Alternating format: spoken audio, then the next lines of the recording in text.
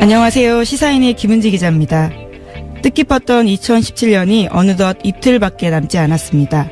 영광스럽게도 2017년 마지막 주말 특근은 제가 맡게 됐습니다. 시민들의 촛불로 새 정부가 들어섰습니다. 다양한 분야에서 적폐청산이 추진되어 왔는데요. 하지만 시민들의 눈높이에 미치지 못하는 게 사실입니다. 심지어 보수 일각에서는 적폐청산, 피로감까지 이야기하는데요. 어쩌면 촛불에 너무 가까이 있는 시기이기 때문에 제대로 된 시대 정신을 보지 못하는 말 아닐까 싶습니다. 정말 제대로 된 적폐청산이야말로 정파를 넘어선 시대 과제라고 생각하는데요. 이틀 뒤면 밝게 될 2018년 황금 개띠해입니다. 그간의 적폐가 제대로 규명되고 재발되지 않도록 시스템이 완비되는 한 해가 되길 기대합니다. 12월 30일 뉴스공장 주말특근 지금 바로 시작합니다. 주말특근 첫 번째 순서, 지난 12월 26일, 27일 이틀에 걸쳐서 방송된 유시춘 작가 인터뷰를 준비했습니다. 영화 1987 화제인데요. 개봉에 앞서서 60항쟁의 의미를 되돌아보는 시간이었습니다. 먼저 26일 2부에 방송된 내용 다시 들어보시죠.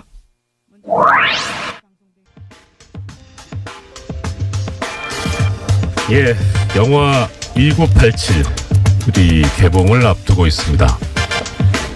저 감독님한테 전해드린 말씀인데요. 뉴스공장이 워낙 그 인기가 많다 보니까 책, 영화, 이 홍보를 부탁한다는 청탁이 엄청나게 많이 들어온답니다. 김영란법에 위반되지 않는 범위 내에 드리려고 하는 것 같은데, 근데 어떻든 뉴스공장에서 소개가 되면 크게 흥한다. 근데 사실 1987 영화에 관해서 전혀 껌한 통 받은 적도 없다고 하시는데 왜 그럼 오늘 1987 이 얘기를 꺼내느냐.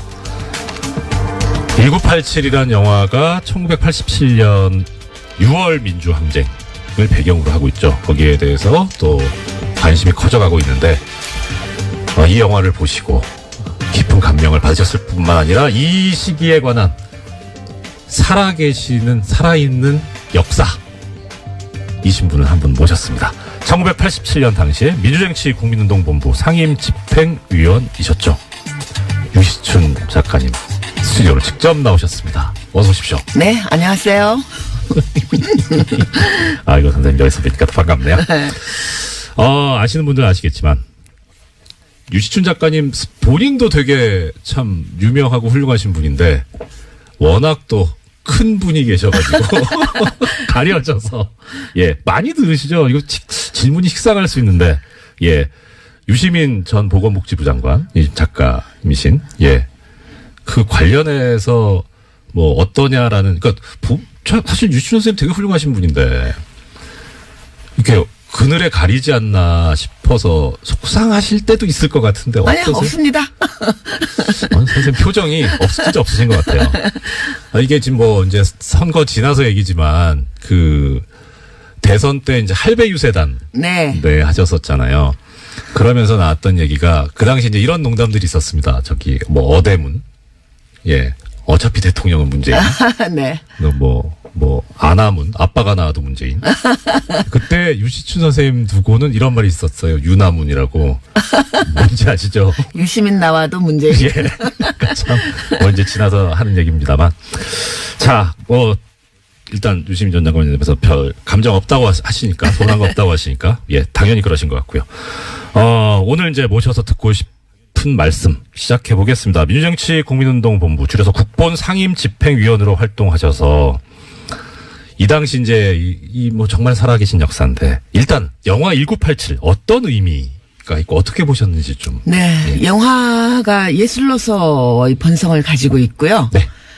또 그 어떤 예술과 문학도 그 시대의 사회 현실과 역사로부터 결코 자유로울 수 없습니다. 그렇기 때문에 대사회적인 기능을 갖고 있는데요.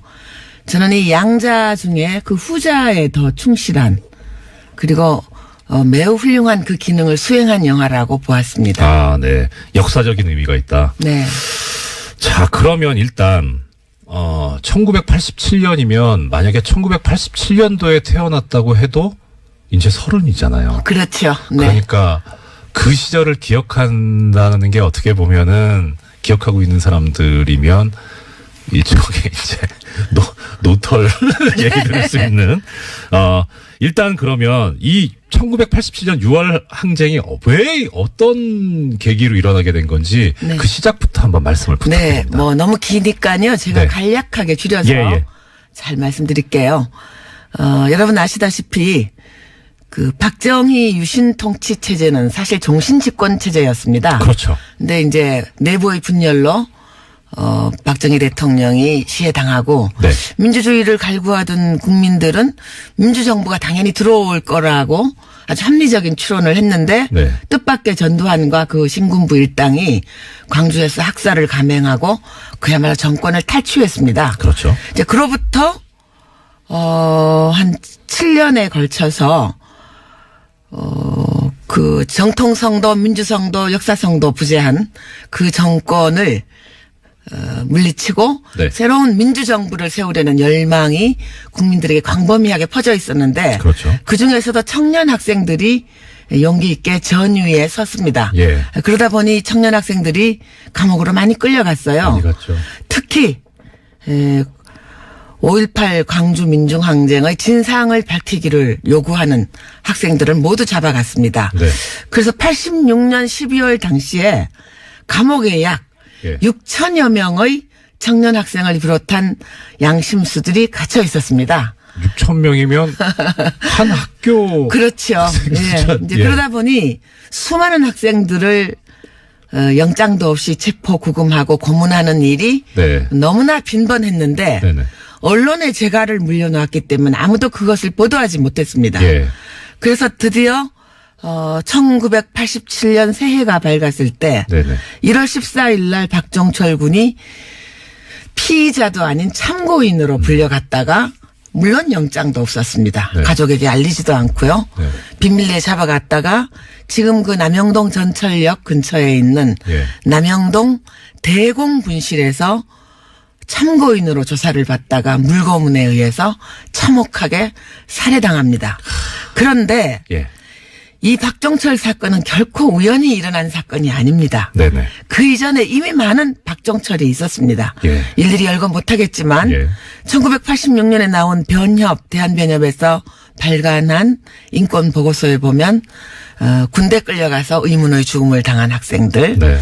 또 수사기관에 불려갔다가 뭐 아주 동떨어진 황간의 철로변의 시체로 발견된다든가 네. 이렇게 원인을 밝힐 수 없는 다만 수사기관에 의한 의문의 죽음이라고 추정되는 여러 죽음들이 있었습니다. 맞습니다. 예, 그것이 누적되어서 일어났고요. 그리고 86년 11월 말에 애국학생 청년연합이라고 해서 애학투가 네네. 1,400명이 민주정부 수립을 요구하면서 건국대를 점거한 사건이 있었는데요. 그 참 이제 기억도 새롭습니다. 네, 근데 그때 건대 사태. 네, 건대 사태인데요. 네. 그때 모든 이 간제 언론, 예. 정부의 검열을 받는 언론들은 그것을 시키는 대로 정부가 전두환이 시키는 대로 무슨 공산주의 투쟁, 네. 또 일본의 적군파를 모방한 좌익 게릴라 예, 예. 투쟁이다. 네. 이렇게 다 빨간칠을 하고 뒤집어 씌울 때인데 그 사법사상 유례가 없이 1,200여 명이 구속이 되었고요. 예. 그래서 감옥이 터져나갈 지경에 이르렀고 드디어 박종철 사건을 고문하고 난 다음에 시체를 깜짝같이 내다버리지도 못하고 네. 화장하지도 못하고 네. 들켜버린 겁니다. 그렇죠. 네. 예. 그래서 들켜버려서 예. 이 사건이 굉장히 국민들의 공분을 일으켰고요. 여러분 예. 잘 아시다시피 그 영화에 자세히 나옵니다만 네. 참 그 얼토당토 않고 어떻게 보면 초등학생 수준도 못 되는 그런 대응을 경찰이 내놓습니다. 책상을 유명한 탁 말 치니까 있었대요. 억 하고 죽었다. 예. 당시에 강민창 치안본부장으로 네, 그렇습니다. 기억하는데. 박처원 본부장도 있고 예. 이분들이 그 2, 3일 동안 그렇게 머리를 맞대고 수기한 결과가 겨우 그렇게 유치짬뽕인 예. 탁 치니까 억하고 네. 죽었다는 유명한 말을 어록을 남겼습니다. 네네. 그래서 저는 이 박정철 사건을 보면서 역사는 간혹 우연을 통해 필연을 관찰한다는 말이 있습니다. 우연을 통해 필연을 관찰한다. 네.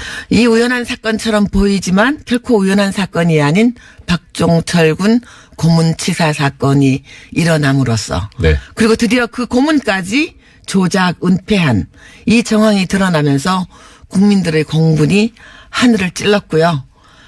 그리고 모든 국민들이 그 누구도 검사의 청구에 의해서 법원이 발부한 영장에 의해서는 체포 구금되지 않는 네. 헌법의 정신을 실천할 것을 네. 요구를 했고 예. 체육관에서 저희들끼리 쑥덕쑥덕 대통령을 뽑는 것이 아니라 공화국의 주인인 국민의 참정권을 되돌려 달라고 요구하기에 이르는 것입니다. 그렇죠. 저 사실. 뭐 무서웠죠. 상황이, 예. 그런데 이것도 비하인드 스토리입니다만 네. 3.3 추도 집회가 평화대행진이 아주 형편없이 그 학생들과 제야단체만으로 네. 소규모로 일어나고 네. 금방 진압을 당하니까 예. 전두환 집단이 자신감을 가졌던 것 같습니다. 그래서 나온 것이 4.13 호헌 선언입니다. 그렇죠. 예. 난 너네들 말 들어줄 수 없어. 우리끼리 네. 체육관에서 대통령 뽑을래. 네. 난 너태우한테 줄 거야. 야. 하는 선언을 4월 13일 날 하게 됩니다. 4.13 호원도 참, 오랜만에 듣네요. 네. 예. 그래서 이제 4.13 호헌 선언이 사실상 국본 결성의 예. 불을 지핀 겁니다. 아, 도저히 이제는 안 되겠구나. 네. 자기들끼리 체육관에서 모여서 쑥쑥 하면서 나 두한이는 나 친구 노태우한테 물려줄 거야. 너네들 네. 눈 감고 입 닫고 가만히 있어 이 자식들아 주는 거나 먹고 이런 선언이었단 말이죠. 그러니까 네. 4.13 호헌이 나고 그 이틀 뒤에 그 국보원을 결성하는 초동 모임을 저기서 하게 됩니다. 예. 그러면요. 그 초동 모임. 국본 결성하시고, 그게, 아까 3.3 대행진까지 말씀하셨고, 4.13 호원까지 나왔으니까 대략 5월? 아닙니다. 4.13 호헌 나고 예. 이건 정말 참을 수가 없다. 아, 네. 이렇게 돼서 4월 16일 날인가요? 아, 4월 그 우회동 개나리 산장이라는 허름한 집에서 네. 한 10명쯤 모여서 예. 초동을 꾸렸고요. 그때는 그렇게 정당이 합류할 거라까지는 생각을 안 했는데 네. 이제 종교단체, 제야단체, 학생운동단체가 모두 하나로 모여야 되겠다는 첫 모임을 한 게 아마 그 다음 날이었던 것 같습니다. 그럼 4월 15일, 6일. 근데 그때 제가 기억하기로는 이제 그 당시 87년도의 상황을 나중에 이제 6월 항쟁이라고 부르지 않습니까? 그리고 그 6월 항쟁이라고 명명된 이유가 6월 10일 날 네네. 큰 대규모 집회가 있었고요. 6월 10일 이 연저리쯤에 이제 이 국본이나 선생님께서 네. 그래서 예. 이제 긴 논의를 거친 다음에 네. 마지막에 갑론을박을 했던 것이 야당을 참여시킬 겁니다. 네. 그랬는데 네. 결과적으로 생각하면 야당을 참여시킨 건 너무나 잘한 일이었습니다. 그러니까 지역적으로는 뭐 제주에서 서울까지 네. 연령적으로도 10대에서 70대 네. 어르신까지 영원한 구별이 없었고요. 네, 네, 그다음에 뭐 분야별로도 농민, 여성, 빈민, 학생, 인권, 법조, 문화예술 이 모든 장르에서 민주화 운동을 하고 있던 모든 단체들이 총망라되었고요. 그래서 6월 10일 날 아침에 저희가 왜 그게 성공할 수 있었느냐면 네네네. 네. 한승환 변호사 같은 분이 이렇게 네. 굉장히 지적인 유머에 거의 뭐 신화의 단계에 그렇죠. 계신 예. 분인데 예. 나중에 회고하시기를 6월 항쟁이 성공한 것은 성공회에서 개최했기 때문에 성공했다. 뭐 이런 말씀도 하시고 그랬는데 지금으로 치면 게 아재 개그인데요. 아직 그렇죠. 그때는 굉장히 신선했습니다. 예. 그래서 이제 성공회. 예, 6월 예. 10일 아침에 대해서 그 국본이 출범하던 5월 27일 아침을 예. 저 어제처럼 생생한데요. 네. 이게 거기에 참석한 200여 분의 발기인들이 네. 저처럼 다 담당 형사가 따라붙는 요주의 인물들이에요. 지금 식으로 표현하면 사찰. 그 국본을 결성한 무언가 얘네들이 일을 할 거라는 거는 이제 수사기관도 알고 있었는데 예. 몇 월 며칠 어디인지는 모르고 있었던 거예요. 6월 10일은 5월 27일은 저희들이 정했고요. 네네. 장소는 그 전날까지도 아무도 몰랐습니다. 그래서 일단 문자 돌린 모든 단체들이 예. 종로통에 숨어 있기로 했습니다. 종로. 네. 광화문에서 네네네. 동대문까지 걸친 그 종로 양쪽의 길에 네. 적당한 곳에 있기로 하고 전령이 예. 이 쪽지를 써서 다녔습니다. 참 웃음밖에 안 나와요. 예, 아니요. 예. 그때는 뭐 너무 절박했죠. 그렇죠. 그래서 네. 방법이 없어요. 저희 그 민가협은 어디에 있었냐면 지금 인재근 의원하고 나하고 등등 네. 어디에 있었냐면 종로 2가 골목에 있는 네. 그 당시 민가협 회원이 하던 카페를 새벽에 문을 열라 그래가지고 거기 기다리고 있었어요. 아. 그래서 제가 이제 이렇게 나가니까 네. 새벽빛이 부유하게 일어나는 아침이었어요. 그랬더니 5월. 네. 5월 27일 아침 6시에 예. 그 멀리서 누가 오더라고요. 예. 그 기춘이에요. 명동 청년연합 간사로 있었던 전에 청와대에서도 일하고 있었던. 기춘. 네네. 그거 기춘. 김기춘? 아니야, 그냥 기춘. 오더니 설마. 이렇게 지나가면서 제 이 아, 예. 쪽지를 예. 저 작은 메모지 한 장을 제 손에다 이렇게 쥐어주고 나가더라고. 봤더니 향린교회 이렇게 돼 있는 거예요. 아. 근데 그때 저희가 이제 어디서 하느냐를 두고 네. 뭐 민주화 운동의 메카였던 종로가 기독교회관 예, 알쓸 신자매도 KCC, 얼마 전에 예, 나왔죠. 예. 거기 그다음에 뭐 명동성당 네. 또 향린교회 네. 그다음 서대문에 있는 기독교 사회 문제연 아, 예. 뭐 그 네 군데를 이제 올려놓고 생각을 하고 있었는데 새벽 5시쯤 가봤더니 눈치를 챈 경찰들이 정경들을 나머지 세 군데는 다 풀어놨어요. 왔다 갔다 해요 보니까 그 기독교 회관하고 예. 기사연하고 명동성당 앞에는 예. 이렇게 정경들이 깔려 있고 사복 형사들이 왔다 갔다 해요. 워키토키를 꺾고. 그쪽 입장에서 보면 예상 문제잖아요, 거기는. 그렇죠. 예상 네. 문제지요. 네. 향린교회는 없었어요. 그래서 향린교회로 정한 것이 5시 한 반쯤. 네네. 그리고 6시에 쪽지를 써가지고 종로통을 중심으로 이렇게 흩어져 있던 민자 돌린 단체한테 쭉 돌린 거예요. 네네. 그래서 이제 야, 영화네, 완전. 예, 싹싹싹싹 하면 그 얘기까지는 안 나와서 영화는 아마 국본을 결성하고 6월 항쟁이 일어나기 직전까지요. 이거 사실관계를 추적을 한 네네. 것이고요. 네. 그 뒤 영화도 앞으로 나와야 되겠지요. 네. 그렇게 해서 이제 다들 향린교회에 한 7시쯤에 모였고요. 예. 일사천리로 진행을 해서 끝나고 나오니까 그제서야 이제 그 뒤늦게 소식을 예, 접한. 뒤늦게 소식을 접한 경찰들이 예. 그 닥쳤던 게 지붕 쳐다보는 식으로 이렇게 쳐다보고 있어서 저희들이 의기양양하게 나왔죠. 그렇게 근데 결성을 했습니다. 그 긴박함. 네. 야. 자, 그러면 향린교회에서 이제 국본이 출발을 했고요. 출범을 했어요. 시간이 되게 빨리 가네요, 이거. 오늘 다 먹. 그래요? 큰일 났네. 진짜 그때 저도 그렇게 기억이 생생한데, 1987년 6월 10일 날 민주정의당 전당대회에서 대통령 후보를 선출하는데, 당시 이제 노태우. 전당대회. 예. 네. 힐튼 호텔. 남대문 시장을 처음 가본 게 그때였습니다. 네. 도망간다고. 예. 아이고, 시간이 벌써 이렇게 됐네요. 막간에 제가 선생님 다시 한번 설득을 해서 내일 한번 모시도록 하겠습니다. 선생님, 네. 오늘 말씀 감사합니다. 근데요. 네. 6월 10일 날 네. 정경이 그냥 물샐 틈 없이 애워싸고 있는 삼겹사겹의 그걸 해치고 성공에 진입에 성공한 20명의 얘기가 하나하나가 영화입니다. 유시춘 작가는 1987년 6월 항쟁 당시에 민주쟁취 국민운동본부 상임 집행위원이었습니다. 당시 상황을 누구보다 정확하게 기억하고 있는데요. 탁월한 말솜씨까지 겸비했습니다. 집안의 내력인지 모르겠는데요. 마치 어제 일처럼 생생하게 당시 상황을 전해주셨습니다. 많은 청취자들께서 유시춘 작가 인터뷰에 호응해 주셨는데요. 0323번님은 너무 재미있어요. 어쩜 이렇게 말씀을 잘하시는지 라고 문자 주셨습니다. 김효연님 외에도 많은 분들께서 유시춘 작가님 고정해주세요 라고 민원 주셨는데요. 이야기가 너무 재미있다 보니까 60까지 상황 가지도 못하고요. 26일 방송 끝났습니다. 네, 26일에 이어서 27일에도 유시춘 작가가 스튜디오에 왔습니다. 1987년 6월에 뜨거웠던 그 시절 이야기. 27일 2부에 방송된 내용 다시 한번 들어보시죠.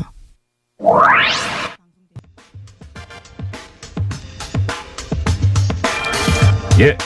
어제 뉴스공장에 나오셨다가 양대 포털 사이트의 인기 검색어 실검 1위를 휩쓰신 무려 이관왕 한방에 유시춘 선생님 어제에 이어서 또 스튜디오로 모셨습니다. 어서 오십시오. 네, 굿모닝. 우리 선생님께서는요 다 멋있으신데 제일 멋있으신 게 이렇게 쿨하신 거. 너무 멋있습니다. 자, 우리가 6월 항쟁이라고 부르는 이 6월 10일 날 대규모 집회, 시위 이 얘기부터 오늘 말씀을 들을 예정입니다. 네, 어제 말씀드렸지만 저희가 6월 10일로 대회 날짜를 잡은 것은 네. 그날이 바로 전두환이 자기 네. 군사 반란의 친구인 노태우에게 네. 무슨 권력을 승계해주는 민정당 전당대회 날이었기 때문에 네네. 바로 그날 그 시각에 맞춘 것입니다. 네. 그랬는데 이제 마지막에 네. 경론 토론 끝에 그 당시 야당이 개헌 국민 청원 운동을 하고 있었기 때문에 합류하면서 그분들의 조직들을 이용해서 전단지가 전국에 서울에만 한 20만 장이 뿌려졌습니다. 예. 그래서 7일부터 그 전단지가 도로에 하얗게 나뒹구는 네네. 그런 상황이었고요. 경찰이 이것을 불법 집회로 간주하고 미리 차단해 놨었기 때문에 7일부터 대회 나흘 전부터 성공회 입구는 3중 4중 전경들의 겹겹이 쌓여 있었습니다. 들어갈 수가 없었어요. 어제 하신 말씀 중에 하나가 이제 이 6월 항쟁이 성공의 그 서울 네. 교당이라고 하나요? 교회. 거기서 이제 지금 그 핵심 집행부께서 계셨다는 거였는데 한승원 변호사께서 성공회에서 했기 때문에 성공했다. 네. 그 말씀도 하셨다고. 근데 그러면 아까 좀 전에 말씀 주셨던 것이 3중 4중으로 겹겹이 네. 둘러서져 있었는데 어떻게 들어가시게 됐나요? 네, 거기에 국본 한 20분이 네. 모이셨는데 네. 이제 어르신들은 그때는 제가 30대 중반이었으니까 제일 어렸습니다. 그때 이제 어르신들이 박형규 목사님, 예. 지선 스님, 네. 그다음에 금영균 목사님 이런 예. 분들은 이제 미리 딱 그 겹겹이 포위하기 그 직전에 한 5분은 들어가시는데 성공했고요. 그게 며칠 전? 그게 6일부터입니다. 아, 6월 6일부터 미리 예. 들어가 계셨고 네네. 저는 7일날 아침에 집에서 나오는데 벌써 네. 우리 이 판사님처럼 이렇게 체격이 좋으신 사복 두 분이 딱 나오는데 지키는 팔을 잡는 게 어디 가십니까 이래요. 예. 순간 연금이 시작됐구나 생각을 하고 제가 마침 그때 원고지 그때는 지금처럼 이메일이 그렇죠. 없어서 예. 원고지를 직접 갖다 줄 때입니다. 예. 출판사나 예. 신문사에. 예. 마침 그때 어딘가에 제가 원고를 갖다 줄 일이 있어서 네. 원고지 열매를 또르르 만 걸 갖고 있었어요. 예. 그래서 이거 보면서 안 보이세요? 나 지금 출판사에 원고 갖다 주러 가잖아요. 그땐 예. 제가 차가 없었습니다. 그래서 예. 차 있으면 나 좀 같이 갑시다. 그랬더니 오, 멋있다. 그러십니까? 그러더니 그럼 다녀오세요. 이러는 거야. 네. 딴 데 가시면 안 됩니다. 이러는 거예요. 그날 나오면서 보니까 제가 그렇게 연금 조치가 내려진 줄 모르고 쉐어링 치마에 예. 짧은 티셔츠를 입었더라고요. 날씨가 더울 때잖아요. 조금 그러니까. 더웠습니다. 예. 덥기는. 네. 그래서 뒤돌아보면서 너희들 굿바이다 그러고서는 갔다가 잠실에 있는 친구 예. 집에서 자고 아침, 그러니까 6월 8일 아침 5시, 새벽 5시 반에 성공회 입구가 이 시청 출구에서 한 100m 떨어져 있잖아요. 네. 곰곰이 생각을 했어요. 저걸 어떻게 뚫고 들어갈 건가 생각을 하다가 그 당시 우리를 많이 도와주신 그 성공회 성당 주임 신부인 박종기 신부님이라고 네네네. 40대 젊은 신부님이 계셨어요. 네. 그분 아드님이 신학생인 거 제가 알았거든요. 전화를 했더니 받아요. 예. 이렇게 막혀 있는데 내가 꼭 들어가야 된다. 거기 지금 어르신만 계시고 네. 거기 가면 성명서도 쓰고 이 머리띠도 네. 만들어야 되고 이러저러한 실무를 담당할 사람이 없지 않냐. 네네. 내가 꼭 들어가야 되겠다. 그랬더니 예. 그럼 한번 생각해 보자고. 그래서 내가 그러면 새벽 기도회가 늘 있으니까요. 내가 예, 그럼 예, 피아노 예. 반주자 인데 늦은 걸로 꾸미고 헐떡거리고 갈 테니까 네. 네가 얼른 나를 끌어다오. 그렇게 하고서는 갔는데 지금도 그 카페 노천 카페 예, 있습니다. 조그만 예. 쪽문이 있죠. 네. 글로 갔어요. 갔더니 예. 삼겹사겹 에워싸고 있죠. 그래서 내가 숨을 막 헐떡거리면서 가서 나 큰일 났어요. 지금 신부님한테 쫓겨나게 생겼어요. 나 지금 피아노 반주자인데 지금 기도 시작됐는데 진짜 혼나게 생겼네. 그러고 쭝얼거리고 있는데 그 박종기 신부님 아드님 지금 신부님이 되셨습니다. 예. 그분이 나오시더니 왜 이렇게 늦었어요? 그러고서 손을 꽉 잡아당기니까 하는 사이에 그 쪽문을 통과해서 제가 들어갔습니다. 이제 외람된 말씀인데 지금 선생님이 발연기를 믿었단 말이에요. 그렇게 했고요. 자, 그러면 가셔서 이제 여러 가지 얘기 중에 그런 말씀을 들었습니다. 성공의 그 성당 종로에 올라가셔서 네네. 종을 42번을 치셨다. 네네. 네, 그날 상황을 말씀을 드리자면 잠시만요. 그게 며칠 상황이에요? 10일 12시 6월 10일. 정오에. 아, 정오에. 예, 기사에는 보면은 뭐 오후에 쳤다는 얘기인데 12시예요. 네. 그때가 바로 전두환이 노투우에게 그 권력을 승계해주는 전당대회가 열리는 시각이었습니다. 그러니까 제가 민주화 운동에 몸담으면서 작가이기 때문에 많은 성명서를 썼는데요. 네네. 그날의 짧은 성명을 평생 기억하고 있고요. 제 기억에 가장 뚜렷한 날입니다. 직접 썼죠. 예. 네, 아주 짧게 썼습니다. 네. 지금도 기억을 하는데요. 지금 이 시각 진행되고 있는 반민주적, 반역사적 사기극을 즉각 국민의 이름으로 중단할 것을 요구한다. 이렇게 이제 성명서를 낭독을 하고 네. 지선 스님 그때 백양사 주지로 네네네. 계셨던 지선 스님과 제가 함께 종로에 올라갔습니다. 네. 아마도 그 교회에 생긴 100년 또는 앞으로도 이교도인 스님과 여성이 그 종로에 올라가는 건 아마 전무후무한 일일 것인데요. 성공 입장에서 그렇겠네요. 네, 예. 다행히 허락을 해주셨고요. 아마 박 신부님이 그것 때문에 많은 비난을 감수하셨던 것 같습니다. 아, 죄송한 일이지만 그냥 어쩔 수 없었던 일이고요. 역사를 만드셨네. 네, 그리고 올라가서 42번의 타종을 한 것은 네네. 우리가 분단된 지 42년이 되었고요. 이 분단을 자양분으로 삼아서 남과 북의 독재를 강행하고 있는 남북의 독재자 모두에게 국민의 경종을 울려드린다는 의미로 타종을 했습니다. 이 6월 항쟁이 특징이 네. 그러니까 어제 이제 말씀하실 때 사실 고립됐었다. 네. 그래서 그렇게 성공적이지가 못했는데 6월 항쟁 때는 일반 시민들이 상당히 많이 또 네. 뭐 넥타이 부대라고 그때 명명이 됐었는데 그 이유가 뭐라고 네. 생각하세요? 그 우선은 뭐 우리 국민들의 민주화 열기가 뜨거웠고요. 그것이 네. 가장 기본에 깔려 있는 것이었고요. 네네. 그다음 그 당시의 그 물리적인 상황을 좀 말씀드리면 네. 88 올림픽을 기해서 예행 연습을 하느라고 처음으로 서머타임제가 네. 적용이 되고 있어서 네. 6월 중순에 6시라는 건 해가 하늘 가운데 있을 때입니다. 그렇죠. 더욱이 집회가 열리고 있는 성공회 주변의 광화문역, 시청역, 서울역은 전철과 버스가 정차하지 않고 그냥 통과했습니다. 그러니 그 주변에 있는 모든 셀러리맨들이 예. 직장인들이 해는 하늘 가운데 쨍쨍한데 예.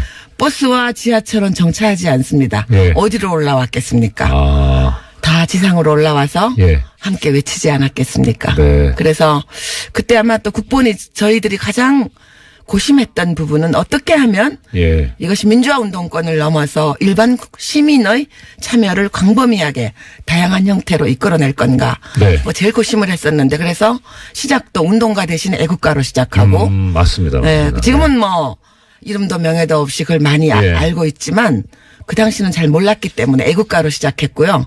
그리고 서 있는 그 자리에서 참여할 수 있는 방법. 네. 차 안에 있는 사람은 경적을 울리고요. 경적을 울리고. 여성들은 길거리에서 수건을 꺼내서 흔들고요. 예. 예. 그리고 뜻부전 뉴스를 거부한다는 의미로 9시에 일제히 소등을 하고 예. 또 사찰에서는 종을 치고요. 이런 그 국민 여러분들이 생업 현장에서 참여할 수 있는 다양한 참여 방법을 개발한 것도 그렇죠. 주효했다고 그렇죠. 봅니다. 그러니까 지금으로 치면 우리 이제 어디 뭐 포털 댓글 달고 그리고 뭐 이제 뭐 기사에 대해서 좋다 안 좋다 공감 비공감 네, 좋아요. 네. 예. 그런 이제 참여하는 그런 거였죠. 그러니까 국민들께서 길거리에 올라와서 뭐 몸으로 좋아요를 다 누른 거죠. 그렇죠. 예. 정확한 표현이십니다. 예. 자, 그거는 이제 전체적인 그림은 그렇게 돌아갔는데 이제 이 시위가 이제 60 이제 끝났습니다. 끝나고 다음 꼭 나와야 되는 얘기가 그거죠. 명동성당. 네, 저희들이 네. 6월 10일 집회를 마치고 네. 제가 맨 앞장서서 박정철 영정을 들고 영국 대사관 쪽으로 진출하다가 네. 모두 다 연행돼서 네. 장안동 대공분실을 네, 거쳐서 그렇죠. 저는 분리수용돼서 돌아가신 재정구 예, 의원님과 재정구요. 함께 네. 강동경찰서 유치장에 수용이 됐는데 아침에 네. 눈을 떠봤더니 천정에 붙어 있는 TV에서 명동성당 농성 얘기가 나옵니다. 그걸 거기서 들으셨구나. 네, 그걸 보고서는 저 어제도 얘기했지만 무신론자인데 예. 우주에 계시는 모든 신께 기도했습니다. 하나님, 예수님, 부처님, 저 뜨거운 사막의 알라신이시여 한국 국민들을 보호해 주시고 민주주의를 오게 해주세요 하고 기도했습니다. 정말. 그리고 제 길을 의심했고요. 왜냐하면 모든 정보가 다 차단되어 있었기 때문에 그때 일생에서 가장 간절하게 기도했습니다. 예. 그러면 네. 그러니까 제가 이제 여쭤보려고 했던 거는 이 강동경찰서 유치장으로 수감이 되셨는데 담임 선생님께서 이제 그 국어 과목 국어와 문학을 가르치는 교사였는데요. 네, 교사, 그 2년 전에 해직이 이미 됐었습니다. 전두환 해직교사 1호. 당시 블랙리스트. 블랙 세제곱. 우리가 이기겠구나라는 생각이 드셨던 어떤 지점이랄까? 때는 언제쯤? 6월 18일 날 계엄령 풍문이 돌았을 때는 너무 공포스러웠고요. 예. 뭐 광주에서 그런 학살을 감행한 집단이니 무엇을 못하겠습니까? 맞다. 네. 제가 보기에는 그때 계엄령 다 시나리오가 있었는데 네. 미국이 모종의 역할을 했던 것 같고요. 예. 그럼에도 불구하고 제 생각은 뭐 미국이 갑자기 천사가 되어서 그런 것이 아니라 우리 국민의 민주화 힘이 우리 국민이 전국 37개 도시에서 500여만 명이 쏟아져 나온 그 물리력이 전두환이 구사할 수 있는 모든 군대, 경찰을 비롯한 모든 물리력보다 더 컸기 때문에 안 한 것이 아니라 계엄령을 못한 것이라고 봅니다. 사실 이렇게 이끌어주신 분께서 이렇게 국민들 칭찬해 주시니. 자, 교섭 들어가겠습니다. 지금까지 유시춘 선생님이었습니다. 오늘 말씀 감사합니다. 고맙습니다. 여러분 영화 꼭 보십시오.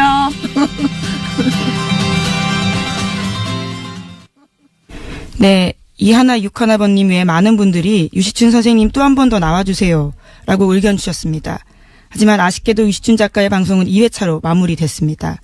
30년 전 6월 항쟁과 지난해 촛불 집회의 연관성, 그리고 6월 항쟁의 계승이 중요한 이유 등 아직 못다한 이야기들이 많다라고 하시는데요. 이정열 전 판사는 청와대 청원 이야기했는데요. 청취자분들께서 뉴스공장에 문자를 마구마구 보내시면 어떨까 싶습니다. 샵 0951 50원 유료 문자 이용하시거나요. 카카오톡 TBS 친구 맺기 하시면 무료로 의견 보낼 수 있습니다. TBS 게시판, 팟빵 게시판, 페이스북 김어준의 뉴스공장에 의견 주셔도 좋습니다. 네, 이번 주 주말특근 그야말로 걸크러쉬 특집인데요. 주말특근 세 번째 순서는 뉴스공장의 대표적인 걸크러쉬 도시건축가 김진애 박사의 도시 이야기로 준비했습니다. 그러고 보니까 오늘 진행하는 PD님도 여자이신데요. 정말 오늘은 전부 다 여자입니다. 지난 12월 28일 목요일 4부 시간에 제천 화재 사고를 계기로 돌아본 건축가 안전 문제를 다뤘습니다. 다시 들어보시죠.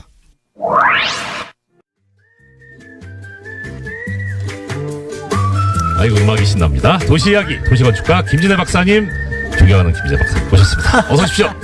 사랑하는으로 바꾸세요. 저 속마음은 그런데요. 전에 한번 박사님 방송 듣다가 정조대왕 참 섹시하다고 하셨었잖아요. 그 제 표현은 아닙니다. 제 그러세요? 표현은 아닌데 하여튼 네. 그런 의미였죠. 예. 하여튼 여러 가지 의미에서 굉장히 흥미로운. 예. 오늘 주제가 사실 저희가 사고 났을 때마다 제가 안전사고에 대해서 얘기를 안 할 수가 없었는데 네네. 그린벨트 2탄은 다음 주일에 김어준 공장장하고 하도록 하고요. 네네. 지난주에 1탄을 했는데 오늘은 안전사고 특히 이제 화재에 대해서 얘기를 제천 해보는. 참사가 있었으니까요. 근데 여러 가지 분석들이 많이 나오기 때문에 제가 여기서 뭐 그 분석 얘기를 제천 사고 자체를 가지고 얘기하는 것보다도요. 네네. 여러분들이 안 믿으시지만 제가 겁이 굉장히 많은 사람이에요. 제가 하여튼 겁이 엄청나게 많아서 차도 천천히 달리고 하여튼 간에 하는데 그 이유가 뭐냐면 제가 어렸을 때 안전사고를 겪었거든요. 우리 집안에서. 그러니까 첫 번째는 우리 언니가 연탄가스 사고로 죽었고 우리 동생이 추락사고로 죽었고 그리고 특히 저기 했던 게 대학교 1학년 때 건축과 막 들어갔을 때 대형각 화재 사건이 났어요. 그때 창밖으로 떨어진 친구 중에 하나가 건축가 동문이었습니다. 꽤 잘 나가던 애였는데. 요새 뭐 저기도 지난번에 뉴스룸에서도 얘기하던데 민병 모을 거예요 아마. 그래서 그때 그 충격 때문인지 아니면 제가 워낙 안전사고에 저기 때문인지 하여튼 굉장히 겁이 많아요. 근데 제가 겁이 많다는 게 하여튼 우리 사회가 요번 제천 사고를 보면은 정말 안전 불감증 때문에 나온 게 많거든요. 네네. 근데 정말 겁이 없다 너무. 그래서 그러니까 겁을 먹는 방법. 겁을 네네. 먹는 겁을 먹는 방법이 방법. 네. 사실은 그걸 갖다가 이제 대비하는 방법. 예, 소심하자는 게 아니라. 네네. 예. 그래서 이제 몇 가지로 우리 이제 일반 사람들 입장에서 네네. 그리고 실제 불이 나기 전에 우리가 방비해야 될 게 뭔가 예. 불이 났을 때는 어떻게 해야 되느냐 그다음에 국회에서 해야 될 일은 뭐냐 정부에서 네. 해야 될 딱 세 가지씩 이렇게 이제 세 가지씩 이렇게 얘기를 드리면 네네. 첫 번째 불이 나기 전에 우리가 해야 될 일은 뭐냐 요새 보니까 막 목욕하기도 무서워 죽겠어요. 막 작가도 그러더라고요. 목욕탕에도 가기 싫고 네. 막 그렇다고 그러더라고요. 예. 근데 제가 농담 삼아서 얘기하면 제가 4층에 사는데 바로 옥상 밑에 살아요. 우리 집 옥상에는 밧줄이 있어요. 밧줄이 제가 불이 나면은 제가 얼마나 겁이 많은 사람인지 알겠죠. 벽에다가 앵커 박아놨고 앵커에다가 이제 필요하면은 줄을 묶으려고 그리고 이제 필요해서 이만한 동아줄 배에서 네네. 쓰는 동아줄이 예. 그 옥상에 한 구탱에 있어요. 그래서 그럴 정도로 제가 이제 겁이 많거든요. 근데 그러니까 겁의 문제는 아니죠. 아니 근데 그러니까 대비하는 거죠. 네네. 그건 밧줄 같은 그런 게 자기한테 필요합니다. 아. 그래서 제가 이제 네. 그 세 가지를 얘기를 드리면 첫 번째는 일단 비상구 확인하는 습관을 해야 됩니다. 비상구 제가 확인. 네. 왜냐하면 저는요 영화관을 가든 뭐 극장에 가든 어딘지 간에 호텔을 가든 비상구부터 확인해요.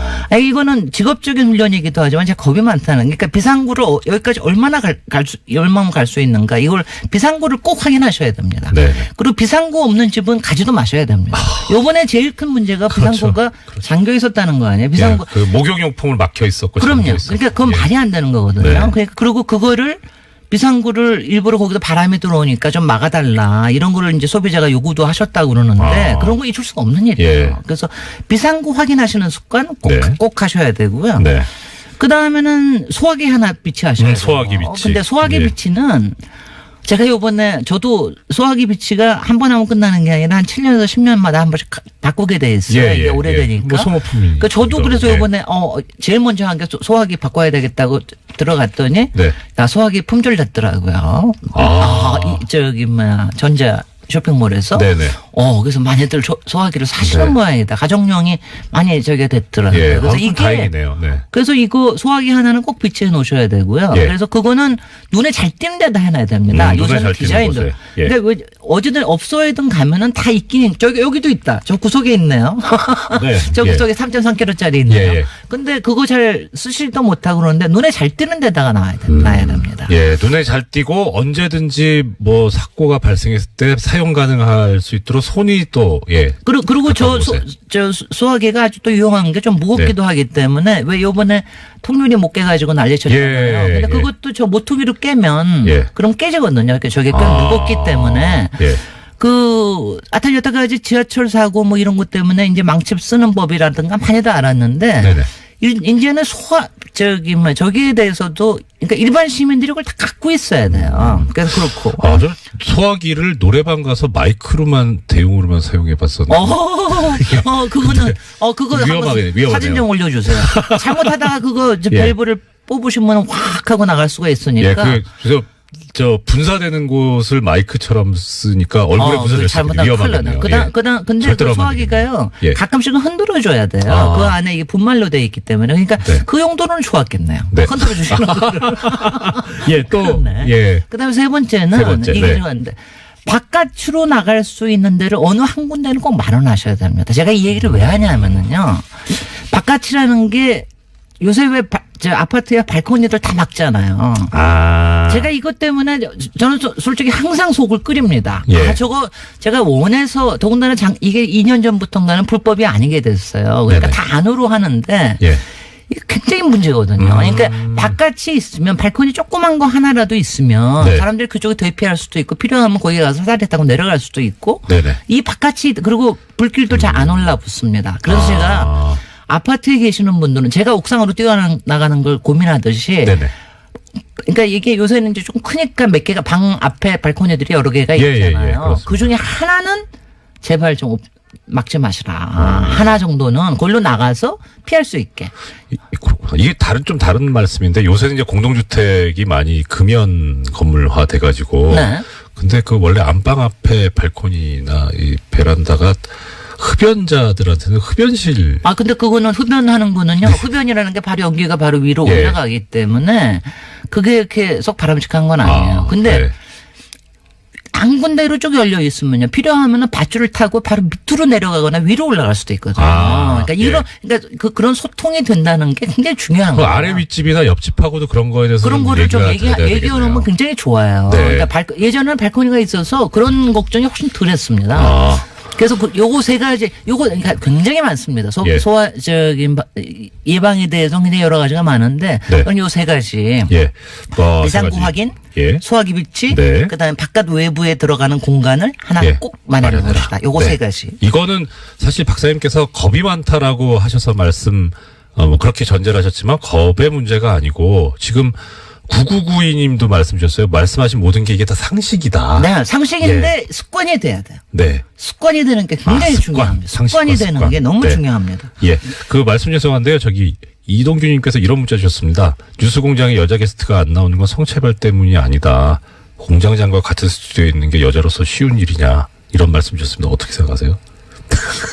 그래서 별로 남자로 안 보이던데? 큰일 났다. 털보로만 보이던데?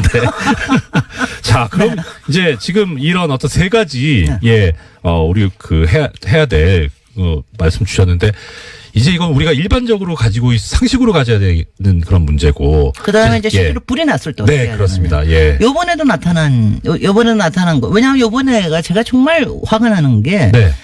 요새 시설들이요. 요번에 보십시오. 스프링클러 다 있지 않았습니까? 네네네네. 비상구도 다 있었잖아요. 예. 소방벨도 있었잖아요. 네. 다 있었는데 작동을 안 한 거 아닙니까? 말이 안 되는 거 아니에요. 스프링클러에 한 것 같기도 한 보도가 있긴 했는데 제대로 안 터졌죠. 예. 아니, 그 356개가 다 있었는데 네. 밑에 급수전을 막아갔다는 막았죠. 거예요. 예. 왜냐하면 예. 누수가 있기 때문에. 아. 그러니까 이런 게 아무 소용이 없다는 건데 네. 일단은 일단 불이 났을 때는 맨 처음에 저기 하는 거 일단 도망가는 거예요. 처음에는 어떻게 불하고 맞서 싸우겠습니까? 아니야. 처음에는 이제 도망가야죠. 저 소화기가 네. 기껏해서 나오면은 15초 나옵니다. 10초에서 15초밖에 안 나옵니다. 저게 네. 저기 하는 게 아니에요. 예. 그러니까 10초에서 15초만 나와 그때 불이 안 꺼지면 도망가야 됩니다. 도망가는데 네. 아니 왜냐하면 이게 도망간다는 걸 사람들이 왜냐하면 생각을 잘 못해요. 내가 이건 뭐 별 문제가 없겠지 뭐 이런 생각을 하시는데 도망가야 됩니다. 네. 그리고 도망을 이제 어디로 가느냐 저기 하는데 하나는 처음에 도망가실 때 이번에도 제가 불에 타 죽는 경우가 많지 않은 건 아시죠? 그렇죠. 예. 먼저 유독가스를 맞고 질식해서 정신이 혼미한 상태에서 타 죽는 거거든요. 네. 그러니까 도망가실 때 저기 하는 게 물수건. 예. 물수건하고 네. 물수건 그러니까 수건이 아니라도 어떤 옷도 상관없어요. 네. 하면 물수건을 입에다 대고 나가는 게 있어야 됩니다. 네. 이번에도 스프링클러가 터졌으면 그게 이제 굉장히 연기가 가라앉았을 거예요. 근데 나갈 때는 요 같은 게 특히 애들은 그리고 온몸에다 물 뿌리면 더 좋습니다. 야, 말씀 더 들어야 되는데 한 해 동안 고생을 많이. 아니야. 네. 요거 하고. 네, 7737번님, 김진애 선생님 말씀 새겨들어야 합니다. 2216번님께서는 안전교육은 왜 학교에서 제대로 하지 않는지 정말 궁금합니다. 라고 의견 주셨습니다. 또 파워 FM 애청자님께서는요, 전원이 꺼진 전동문은 그냥 열리는 것도 이야기 꼭 해주세요. 라고 문자 주셨는데, 이게 사실인지 궁금합니다. 관련 내용 알고 계신 청취자 여러분들은 조금 더 자세한 설명 보내주시면 감사하겠습니다. 제천 스포츠센터 화재, 또 수원 오피스텔 건설 현장 화재에 이어서요. 지난 목요일에는 크레인이 시내버스를 덮쳐서 1명이 숨지고 15명이 다치는 대형 사고가 났습니다. 집 나서기 겁난다라는 분들도 많은데요. 저 또한 그렇습니다. 안전불감증 이제라도 꼭 짚어야 할 심각한 사회 문제인데 이것들 어떻게 헤쳐나갈 수 있을까요? 지난해 12월 뉴스공장팀에 합류해서 매일 아침 뉴스 전해드리고 있습니다. 뉴스공장과 함께한 지난 2017년이 몸은 힘들었지만 굉장히 뜻깊고 소중한 시간이었는데요.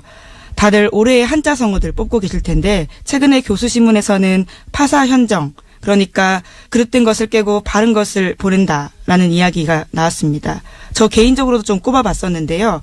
저는 사필 기정입니다. 모든 것은 올바른 위치로 가게 된다인데 그것과 가장 기억되는 순간들은 올해 2월 17일입니다.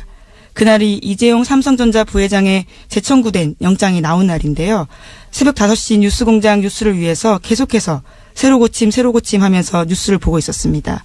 그리고 나서는 영장이 발부됐다라는 소식을 보고요. 굉장히 좀 의미가 깊었습니다. 왜냐하면 첫 번째 영장 기각됐을 때 좀 실망이 컸었거든요.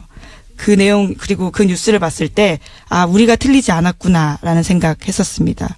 지금과는 사뭇 다른 분위기였었는데 1월달, 2월달만 하더라도 국정농단 세력의 혐의들이 계속해서 나오고 있을 때여서 정말 그때가 굉장히 소중하고 중요한 순간이었다라는 생각이 듭니다. 이처럼 새해에도 더 알찬 뉴스 전해드리도록 노력하겠습니다. 청취자 여러분들이 꼽은 올해의 뉴스는 뭔지도 궁금한데요. 새해에 만나서 또 이야기했으면 좋겠습니다. 뉴스공장 주말 특근 오늘 준비한 수서는 여기까지입니다. 저는 새해 아침, 첫날 아침에 다시